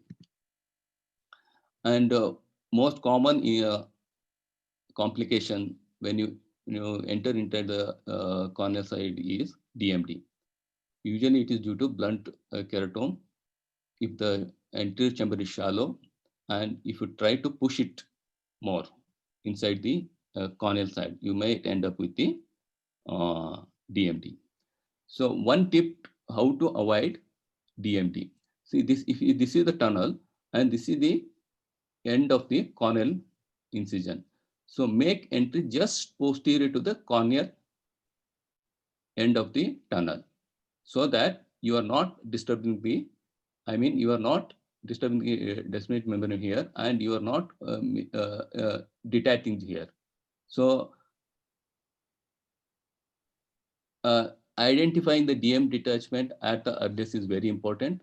If you identify it at the early, and your all the manner should be very slow, and it will not extend. So if you don't identify it early, it might extend and end up with a large DMD, then everything will become difficult. And this is the management of DMD. This I think this is a big topic. You can have one big full webinar about it. And thank you very much. And one last note I would like to tell, everybody will have complications. Wherever he is a junior or senior, everybody will have complications. And if somebody tells I don't have complication, either he is not operating or he is telling lie. Thank you for your kind listening. Thank you. That's an excellent talk, sir, with very good graphical representation, which was very easy to understand. It was simply superb. This goes to say about a lot of experience about the surgeon. And thanks a lot. And can we have Dr. Sundaram Shetty, sir? Can you share your screen, sir?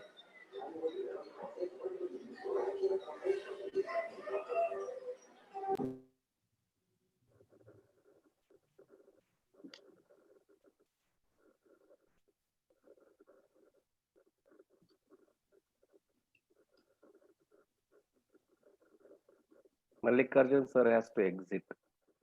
Okay. Dr. Heralge, I think you need to exit first. Exit the screen. Exit share screen. Yeah. Yeah, I stopped the share. Thank you.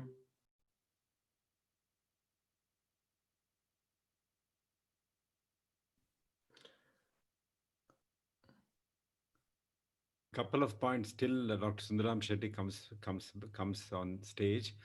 Dr. Arya's lecture was very good. She showed 2-3 complications and how to manage them. One comment, one suggestion I give: she's using Hoskins forceps, which are blunt. They're like that. They are more traumatizing. Actually, you should use the tooth forceps, 1 to 2 forceps. The tooth can be as small as 0.2 millimeters, 0.3 millimeters, or even 0.1 millimeter. 0.1 millimeter is expensive. It has to be a titanium one, but that's excellent. But 0.2 to 0.3 millimeter fixation forceps, where the teeth are not coming like that. Normally, teeth come like this. So choose a forceps where teeth come like that. So that can hold the conjunctiva, it can hold the stenons, and it can hold the superficial sclera, and that's the best one. So it should not be bigger than 0.2 to 0.3, but then it has to be angulated like that, not like this. Normally they're angulated, but Hoskins is like that. So that is more damaging. You can see the video. She's unable to force. Many times it released, and again she is struggling. Fixation of sclera is of paramount importance in tunnel making. Number one. Number two is, Dr. Sundar, you can come to the screen. I'm just talking till you come. Number two is your blades have to be very good. Many times blades don't get damaged as they are being used or they're being autoclaved. All the blades need to be autoclaved. And when they get blunt is while you're cleaning it, when you're storing it, transferring it from one place, that's the time it gets blunt. So go through that cycle. The moment you give it turn, you follow tomorrow what happens to the blade, how all it's handled by different people. If it's handled well, this blade can be reused as long as they are very sharp. And use the best blades available. There's no compromise. Just because it's SICS, a low-cost surgery, your instruments need not be low cost. Get the best instruments. There is a design for speculum. There's a design for everything. They have to be ergonomic. Buy the best instruments, and they'll be extension of your fingers, and you'll be able to do well. Dr. Sundaram Shetty, I'm just still waiting. Sir, you mean to say Colibri forceps instead of Hoskin forceps? Yeah, no, I have designed one forceps, which is not outside of, I'll show you next time. I don't have it here. I'll explain on the forceps next time. I'll remember to bring it. It's not Colibri, it's not Hoskins. It is like Colibri, but then it's a miniature scleral fixation forceps. So it's designed by 2-3 companies have done it, and that's the best one to hold the cancer. Even 0.2 millimeters titanium, they're available. They're very good. They hold the sclera rock steady. And always at the limbus, always through at one point. And that point has to be avascular. If there are vessels coming close to that, don't hold there. You'll have a conjunctival hemorrhage. So choose the one location to hold the eye and always hold at that position. And conjunctiva should not tear. Why does conjunctiva tear? Because your blades are blunt. The moment blades are good, conjunctiva will never tear. The amount of force you need to fix the eye will become least when your blades are of good quality. I think discussants, if they have any questions to ask to Dr. Heralgi or any points, you can just ask until Dr. Shetty sir joins. One has to be very careful when they are using a new blade for the first time, especially the crescent one. Excellent point. I would recommend, say, if we have 20 sets in our OT and we change blades all the time. See, the damage occurs, I think Dr. Mallikarjun showed many of the damages occur because you expect a blade to be very sharp and it's very blunt, and your forces are all changed. And you expect your blade to be blunt like the previous case, I've got a blunt, and next one is very sharp, it goes straight inside. So when you change the blades of all sets together so that you have got equal amount of blades available with you. And it depends upon how many surgeries the blades last, what's the quality of it. And if you're doing multiple surgeries, see that the sharpness of blade is same in all of them. Another point I would like to make is to keep an eye on the visibility of the blade, whether it is looking too visible, that is, you know that you're in a superficial plane, and if you still continue, then you're obviously inviting a buttonhole, or if it is too deep. So this is a common mistake I've seen where the visibility of the blade is not kept in mind. And as I said, following the contour of the cornea and the globe is most important. Yeah, I will add one point to an excellent point raised by Dr. Sheetal. You have retroillumination when you're making the tunnel. It makes a huge difference. As you see the tunnel structures from reflected light from the retina, if there are folds in the front of the tendency for the folds to happen on the front of the blade, then you're coming anteriorly. If the folds are on the back side, you're going too posteriorly. If you just watch the cut as you're making it, either this way or straight the way I go, and you do it slowly, and you will be able to do a perfect setting. The other tip that I can give is always write down what is the depth of the tunnel. It may be 1/3, your imagination, your assessment. Is it 1/3, half, or deep 2/3? And next day, go back when you watch you make a note in the operation theater notes, go back and see your slit lamp tunnel, and you exactly see if you may be thinking that you're 1/3, but maybe you're 2/3 thickness. Then you give a feedback to you that the tunnel has to come anteriorly. If it's too deep right in the beginning, then your assessment is only half thickness, your assessment is wrong. So looking at the first post-update tunnel as it comes on the corneal side, you'll be able to make a decision as to how your intraoperative assessment of the tunnel depth is. I have some. One more tip. See, if for the beginner, if you don't assess the depth, so what you can do, you do the tunnel at the lateral side, one side first, full sclera and cornea, complete it, and just place your keratome there, and just make a sweeping movements.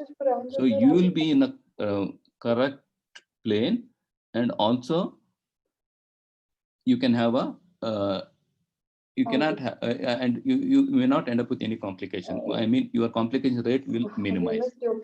So if you start in the center, try to make it sideways. For the beginner, you might have, because you have to move the crescent right side also and left side also. So that would make a little bit difficult for the beginner. Yeah, that's a very good take-home point. Instead of spreading the tunnel, initially you can do a little bit, a millimeter on the scleral side, see how we are going, then enter anteriorly at one end and then extend it laterally. And extend it laterally as you're coming back.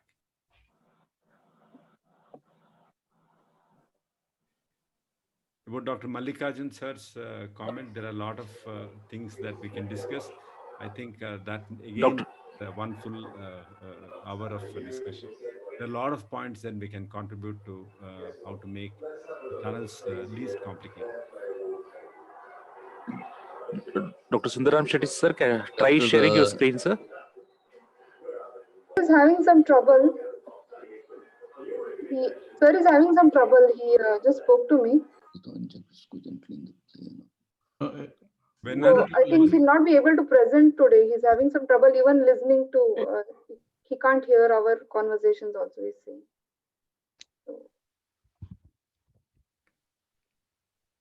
One more point I want to like to add regarding MM Joshi PG who has done a premature. Usually the premature will be at the site of limbus. One thing is because the counter will change, and the second thing is the fibers will be very tightly attached, not like a sclera or cornea. So we should gently wriggle the, with the crescent, and slowly we need to move forward instead of aggressively going forward. Dr. Deepak, would you like to give any comments as Dr. Sundar is preparing? I think you can just discuss on Dr. Hiralgi sir's presentation, complications, and what would be the options for a surgeon when the tunnel construction is not adequately sized and the nucleus has got just stuck in the tunnel. Now, what is the recommendation, Dr. Hiralgi? Would you want it to be, now he can't pull the nucleus out because it's just stuck in the tunnel, because the tunnel is too tight. It's not wide enough. Now, what are the options? He has the option of pushing it back and then pulling it out, or should you extend the incision somewhere there and do it? So what would be your suggestion be for that? The first thing would be safer should be if the tunnel allows to extend, that means you can safely introduce the instruments and extend. You can do it, but most of the time when it is stuck, we will not have space there. So what I usually do, whatever the nucleus has come out and that is exposed, just take a CMC hook and just rotate it or just try to bring it. Only the part of the nucleus will come out. So something like Dr. M.S. Indra used to do crack or making the cracking the nucleus in the tunnel, or some name already it has intratunnel fracture, intratunnel fracture or something. So what happens because of this, the nucleus becomes smaller. So what you have a half of the nucleus or 3/4 of the tunnel. Typically, it becomes beam shaped. You can push it in. Yes. And you can push it inside now safely. And most important, always look at the corneal side, because there you can have a DM detachment. if the nucleus is more dense. And if possible, put a viscoelastic, if possible, put a viscoelastic there on the nucleus and push it very slowly. Push it very slowly and rotate it, and the bean shape can be easily taken out. That is what I advocate. And usually it happens in the very hard cataracts. If it is a soft one, still you can try taking it out from the tunnel. Inject visco from the side port towards the endothelium when the nucleus is snugly fitting into the this thing. Don't try to do it in the main one.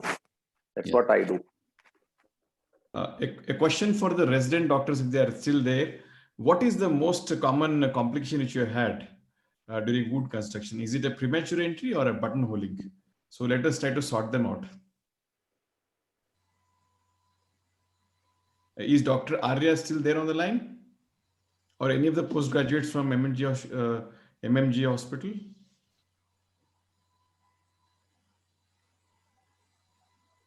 Among the two, which is the most common and which is the most dreaded one? The buttonhole or the premature entry? What goes wrong there? Is it for me, Dr. Deepak? No, I was asking for the postgraduates. If they're not able to tell, you can share your resident experience. I think premature entry is more often Premature entry. as a postgraduate. And it is the most dreaded one because, iris starts just coming out and it's a mess. It's a total mess, And Dr. Malika, once the iris starts coming out through the entire scleral incision, now what are your tips to manage it now? Like, you can't proceed no further. Now, what are your two suggestions for it? See, when the iris starts coming out, it is a really difficult situation, And two things. And one, the AC is collapsing, one thing, and iris is coming out. And most common mistake what the beginners do, they try to push viscoelastic more into the antechamber to form the to push the iris and form the antechamber. But what happens? If you put more viscoelastic in the antechamber, this viscoelastic will go and come inside below the iris and push the iris more.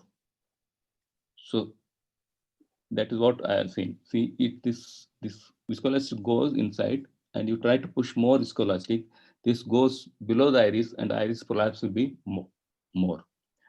If it is a smaller premature entry, I would suggest you can complete, and there is no iris prolapse, you can complete the tunnel again starting from this sideways, and you complete the tunnel the tunnel at the area of the premature entry.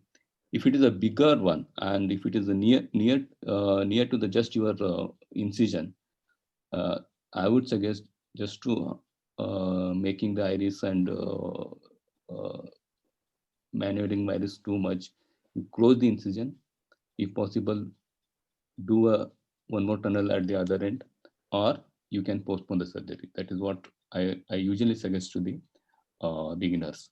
There are some suggestions. What you can just cut the iris and continue, make it something like superior eye.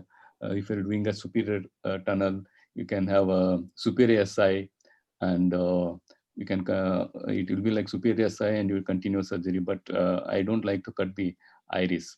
So, and the patient will have a lot of problem post-operatively. He might be having good vision, not photophobia and all that. Managing that will be a big headache. So it always depends on what stage you have a premature entry and how bigger is the premature entry. And sometimes premature entry will be just linear one, just a linear cut. So what happens? Surgery, you can continue surgery. If you take a little bit care, you can continue surgery and remove the nucleus and place the IOL. And if the cut is irregular, premature entry irregular, and it will be very difficult. And if it is irregular and a bigger one, it is difficult to manage. And the premature entry, if it is at the limbus, near the limbus, that means almost 3/4 of the tunnel we have made it. It is like just a scleral tunnel. So you can continue surgery carefully, and always you have to put the suture. Suture should not be a single suture. It should be multiple interrupted, or a box suture, or a crisscross suture. And if you have sometimes what happens, you premature entry at the corneal level. You'll have a small around 0.5 mm of the corneal lip, and you make a premature entry. In that case also, there will be some integrity, small integrity of the tunnel is maintained. You can continue surgery, and at the end of surgery, So one tip you is have to you suture it very start well. the There is, because tunnel there from is, one it is side always rather than leaky wound. center. Even the AC is formed, even if the AC is formed, it is always leaky wound, and there are chances of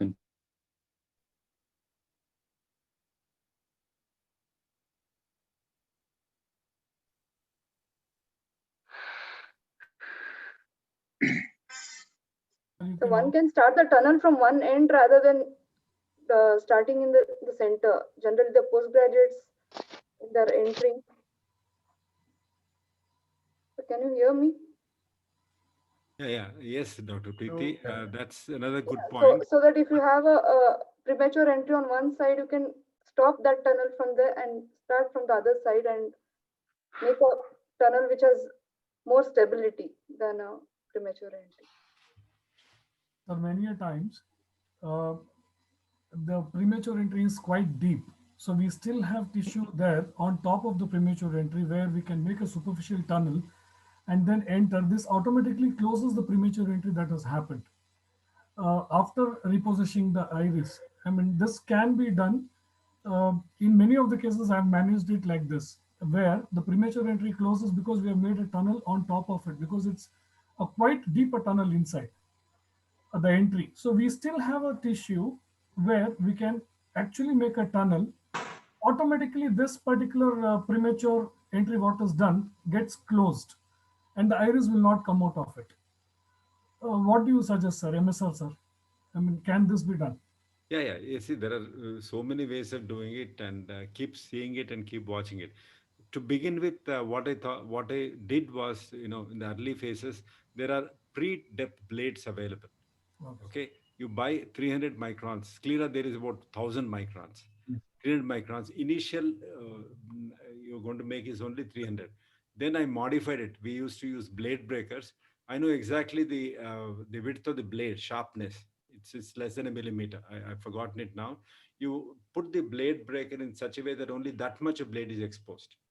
Okay, then make the initial groove. You will never have full thickness cuts. These are all experimental to begin with. When you are learning, they are very cheap. Pre-depth blades are very cheap, and you cannot penetrate more than 300 microns. You do it, and then the tunnel blade, always the premature entry is because you try to go, because cornea you don't see, you see the iris. You try to go parallel to the iris. So Yes. then you enter the chamber. You go uphill. The cornea is going up now. So if that is a blade and that is the anterior, this is the handle. Okay, like that, and lift it up towards the cornea, then go up. You will never have premature entry. So these are things which can happen, and do not distort. The next thing is, you watch your video. Your cornea should be absolutely in the center. The moment you tilt the eye towards one side, you lose all the depth. You may enter anterior. You may see that throughout the surgery, your cornea is in the center, and you work around it instead of bending the whole cornea left and right. You watch your video. So many times it goes to the left, so many it goes. Your main aim is to keep it in the center of the field all the time. Never tilt it. If you tilt it, all your depths are gone. So these are a few tips I can give. And see, don't worry about the tunnel. Many people in the SICS, tunnel is not an issue. In phaco, tunnel has to be shorter and shorter. If it is 0.1 millimeter big, it will start leaking. Okay, so you cannot do a phaco in a larger incision. It has to be optimal incision, small size, proportionate to your instrument that go inside. That binding is not there in SICS. Do not compromise on the size of the. I keep telling it all the time.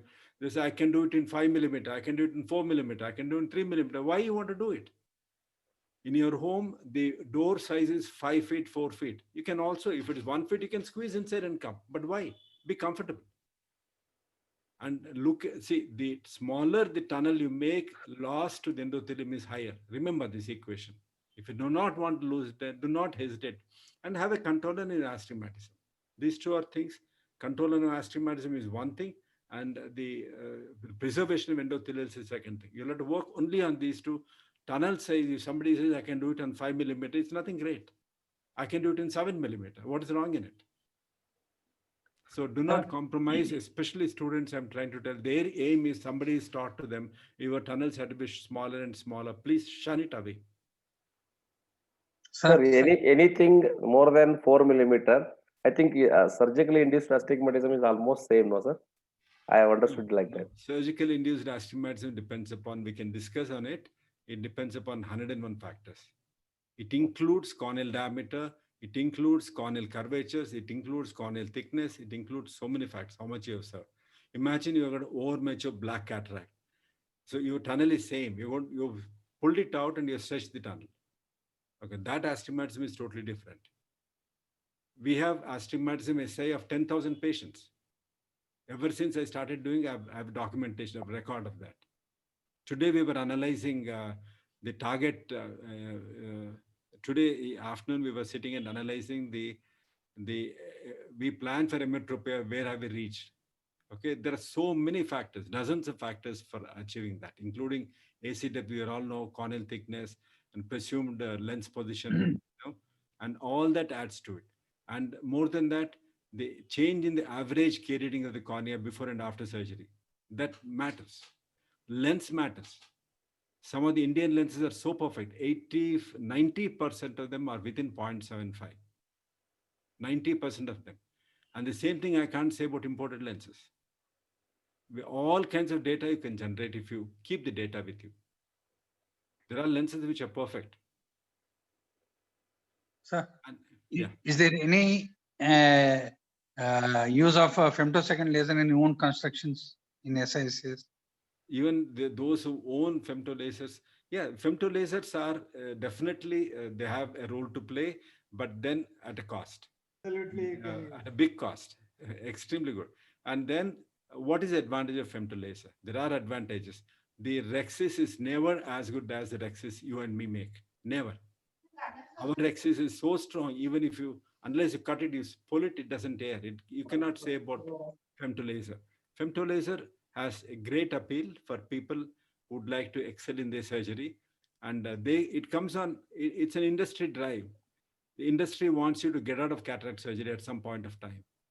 So we were all getting ready for that. We are coming out of cataract surgery. We can't do any more. The machines will do it. So we all like to retire, and that's one way of retiring.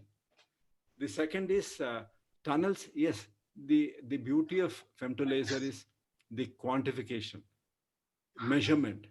I mean, it's perfect. Like if you want 2.5 millimeter long tunnel, 2.2 millimeter wide tunnel, you have it. You do it and keep it there.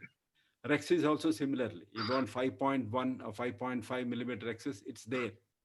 But we have done the study on Rexis. Imagine the anterior capsule is stretched and balloon forward. Okay, you've done a hole there. At the end of it, when it on the lens, it goes back. The diameter of the Rexis is different. You planned for 5.2, now it's 5.6. You planned for pupil century or limbus century. Where are you planning? There are a lot of questions. Femto is a way to go, but as it's very expensive, till it becomes cheaper, there are a lot of cheaper. Zepto is come back.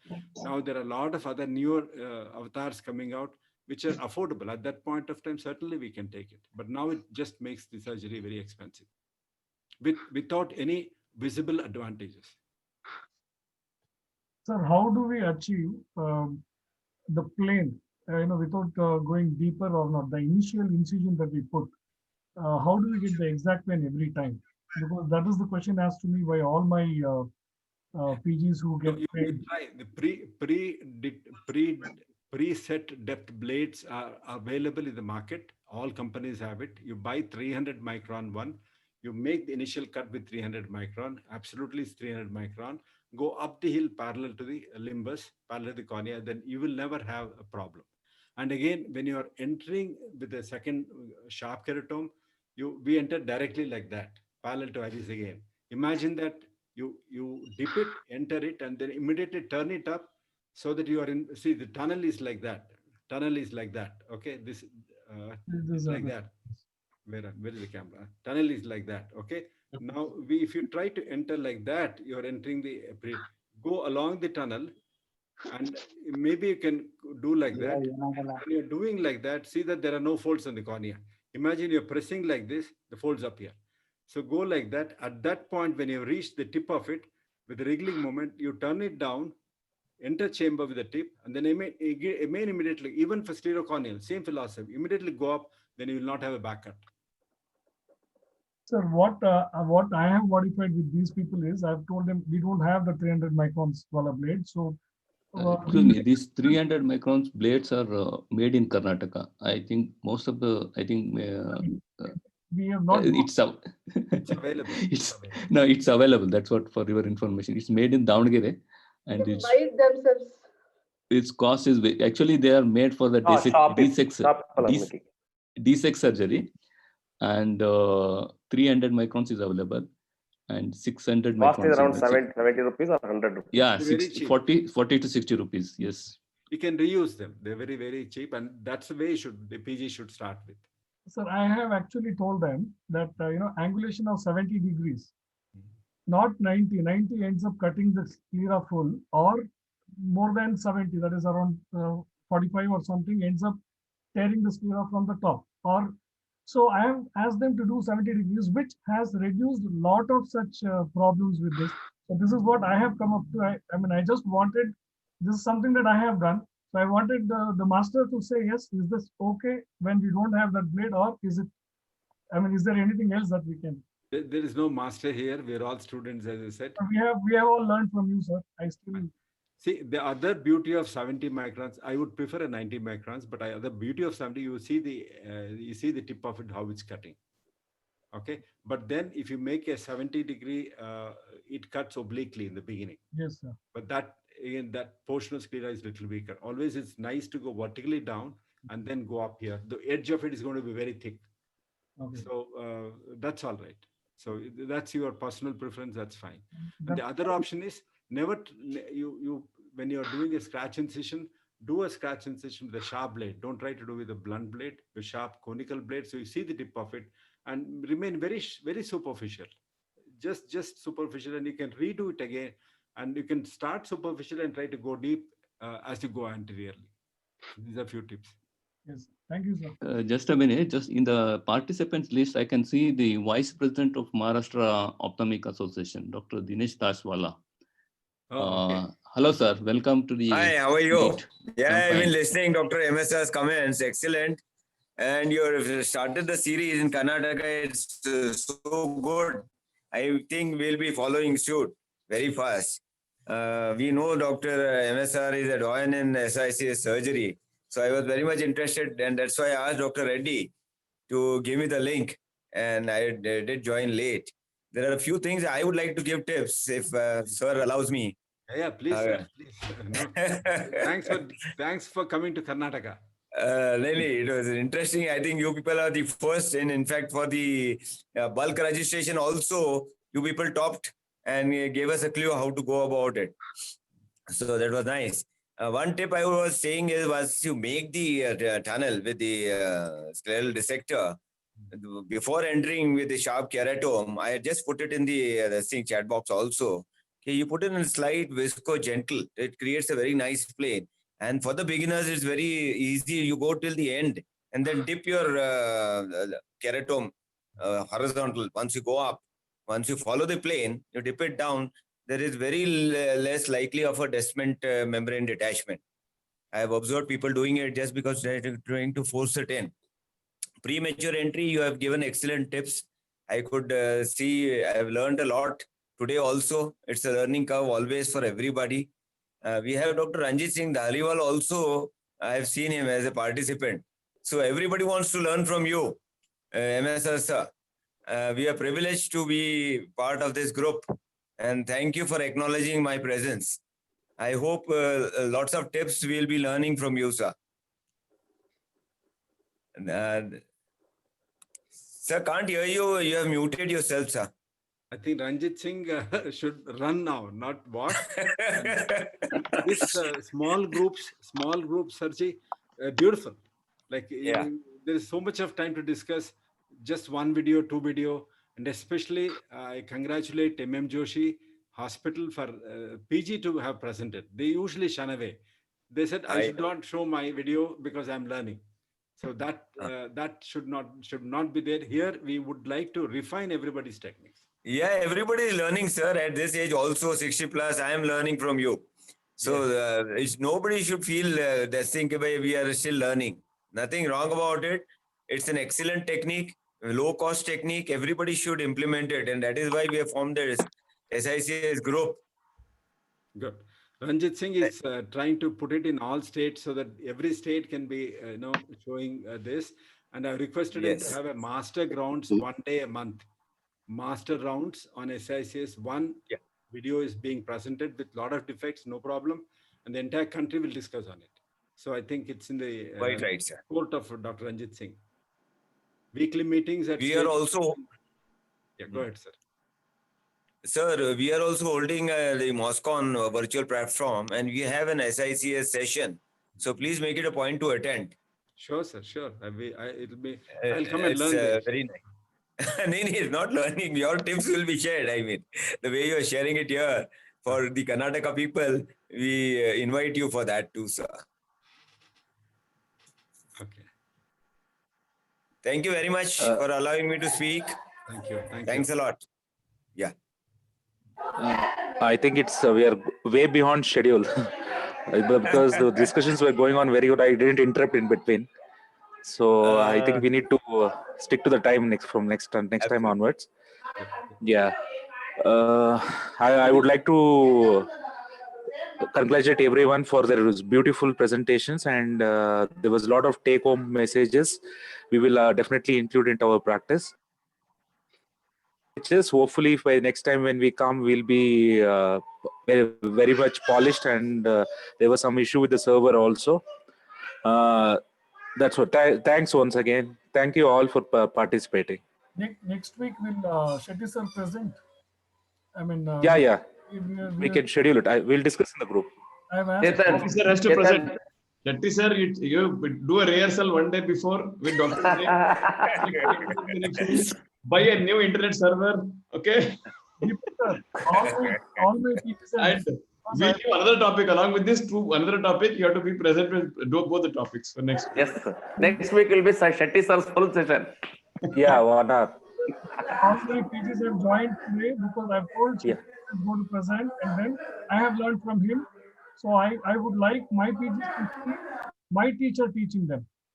And today we did not have a session. Probably next week we would want this session, sir. For everybody's attention, the person who is speaking is Chetan. He is in dark. First of all, he is dark. Now again he is in dark. Thank you. Bye. Cheta, bye.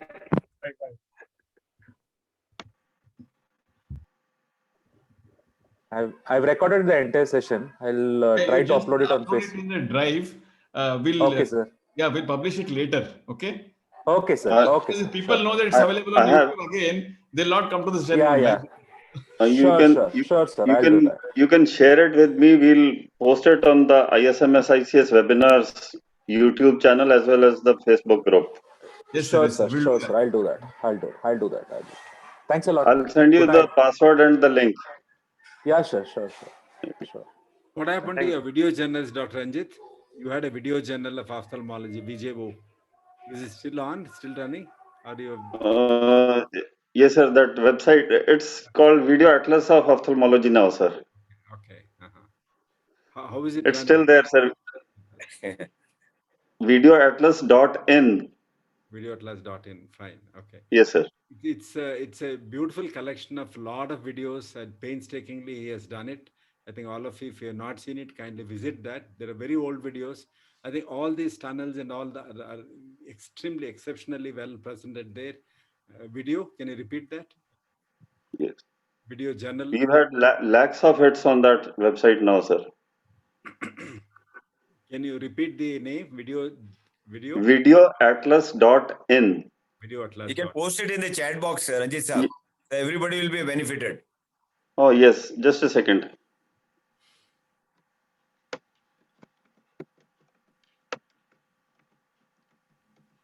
He has got an excellent library of videos.